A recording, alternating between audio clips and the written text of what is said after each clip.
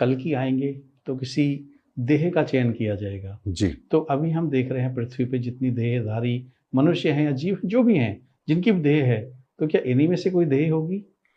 100% इसी में से होगी। जो 800 करोड़ लोग इस समय इस धरा पर मौजूद हैं, उन्हीं में से कोई एक ऐसी दिव्य आत्मा का चयन होगा, इसमें कोई संदेह नहीं है। और उन्हीं के भीतर बैठ करके वो दिव्य ऊर्जा काम करेगी। वो दिव्य ऊर्जा ही कल की है। जी जी। देह कोई भी हो, लेकिन जो ऊर्जा काम करेगी उस देह में बैठकर, असलियत में तो वही कल की है। लेकिन मैंने कहा ना कि इस धरा पर इस समय कोई ऐसा नहीं है जो उस दिव्य ऊर्जा को गर्भ में धारण कर सके।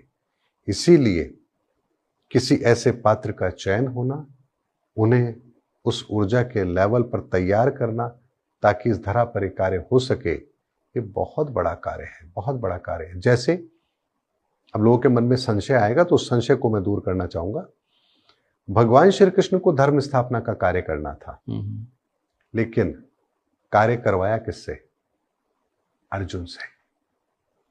तो श्रेय आप किसको देंगे धर्म स्थापना का? अर्जुन को या भगवान श्री कृष्ण को? भगवान श्री कृष्ण को। जबकि भगवान ने तो शस्त्र उठाया ही नहीं। हाँ। शस्त्र नहीं उठाया, पूरी महाभारत हो गई और धर्म की स्थापना हो गई। सब कार्य किसने किया? अर्जुन ने किया। तो आप देखिए, यही प्रक्रिया इस समय पर होगी।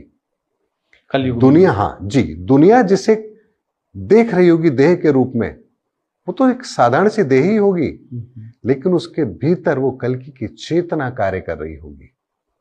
तो दुनिया को दिखाई देगा कि ये कर रहे हैं, लेकिन वास्तव में कर कौन रहा होगा? वो दिव्य ऊर्जा जिन्होंने इस धरा पर उस परिवर्तन को लागू करना है। वो ऐसे ही है कि जैसे कि मोबाइल का हैंडसेट है, लेकिन वो टावर तो कुछ और ही है। सिग्नल तो कहीं और से ही आ रहे हैं। तो वही होगा। यही गलती हमें नहीं करनी है जो लोग अक्सर करते हैं। जो 150 से ज्यादा लोग मेरे पास ब्लॉक है। अपने आप को कल की साबित मत करिए, बल्कि ईश्वर से प्रार्थना कीजिए कि ईश्वर आपको उस पुनित कार्य में शामिल करे। अगर हम गिलहरी के रूप में भी शामिल हो जाएं तो अहो भाग्य हमारा। हनुमान बने जरूरी नहीं है, लेकिन अगर गिलहरी भी बने तो हमारा तो कल्याण है, और हमें वही कार्य करना चाहिए।